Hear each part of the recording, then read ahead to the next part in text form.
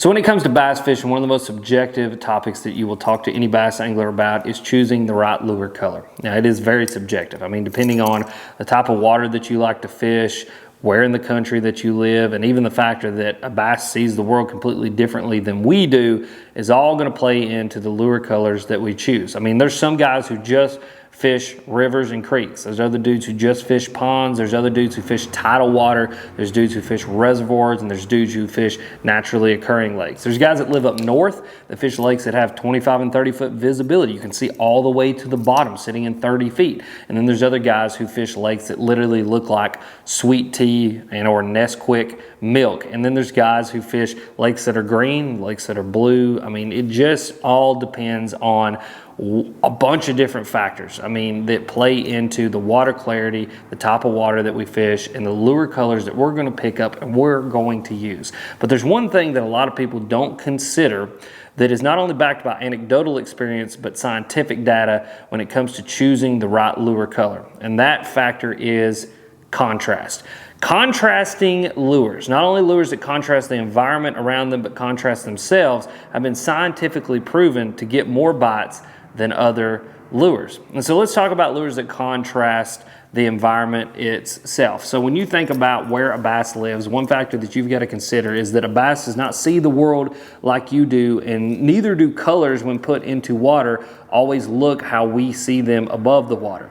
But now, all that being considered, I like to choose lures anecdotally to myself that do a really good job of contrasting the water and the environment that the bass live in. I like lures that do a good job of contrasting water clarity, the bottom of the lake, wood structure, rock structure, man-made structure, contrast boat docks, do a good job of contrasting the skyline because bass do look up and can see the sky above them. I like lures that do a good job of that. The reason for that is because bass use their eyes primarily to eat. And so if a bass can see a lure, it can kill a lure, it can eat a lure. Another factor that plays into that is I'm a power fisherman. I like to power fish. And so a lot of the power fishing lures that we fish are going to be really bright, really flashy, and get those fish to eat. One of my favorite colors is this Blaze Orange Money Badger. And the reason that I love it so much is not only anecdotally have I caught thousands of fish on it at this point, and it's proven itself a fish catcher, but it does a really good job of contrasting the water and the environment around it. You guys can see I hold it up next to my sweatshirt and that lure stands out. If I hold it up next to my hat, it stands out. If I hold it up next to that wall, it stands out. And it does the same thing in the water. It does a really good job of standing out in both super clear water and super dirty water. And so I like contrasting colors when it comes to bass fishing just because they stand out and the bass can see them and they want to eat them. Now, there's a whole other factor that I never considered until I learned this from Mark Sexton, who is the lead biologist over at Berkeley Labs. And this was an absolutely fascinating conversation that I got to be a part of.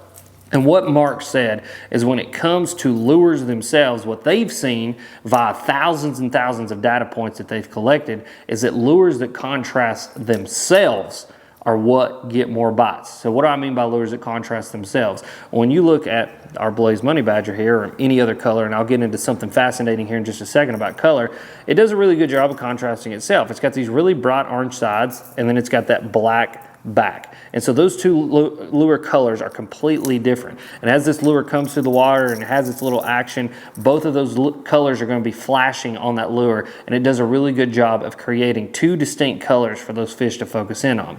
Now, what was fascinating was when Mark was asked what was his favorite lure colors for both hard baits and soft baits, he said some fascinating things. When he said hard baits, he said his favorite lure color is black and chrome. So a black back with chrome sides. He said just primarily being, just like with our crankbait here, those two colors are going to flash back and forth. It gives a really good contrast of two hard different colors for those bass to be able to see, to be able to focus in on, and then to be able to eat. But then when it came to the soft plastic lure color, this is where it was really truly fascinating. He said green pumpkin was his favorite color. Now I'm sitting there thinking, Mark, you just contradicted yourself, and I know you're probably saying, Alex, you just contradicted yourself, because green pumpkin is like the most natural color that we can throw. And when you drag it on a lot of lake bottoms, it just disappears right into the bottom. But one thing that Mark said that blew my mind was that when you think about green pumpkin, what's the two primary colors that make it up? He said green and black. two very contrasting colors. And when a bass isn't tricked into eating something, you're reacted into eating something. So like with your hard bait lures or your chromes and blacks or your jerk baits, crank baits, spinner baits, all those things, they're flashy, they're bright. We're just throwing a color at the fish and hoping they'll come over and they'll eat it, get them to react, flip that little switch in the brain that makes them need to kill. But when we drag something on the bottom or we drag something close to the bottom, we want something more natural. We're trying to trick those fish into eating it and thinking that it's something real. But he said with the green pumpkin, with that green and black, when the fish actually swim down to it and they get on top of it, those contrasting colors help those fish to focus in on where that lure's at and to be able and eat it. And so in every lure color that you look at, when you really think about it, there are contrasting colors. Any good lure anyway, your big standard ones. Green pumpkin, it's green and black. Black and blue, it's black and blue, two very contrasting, completely different colors. There's a lot of guys who like to run a green pumpkin trailer up on their jig, on their black and blue jig, or a black and blue trailer on their green pumpkin jig. When it comes to fishing a bladed jig, I love to fish a chartreuse bladed jig with a white trailer and a gold blade, all very different contrasting colors.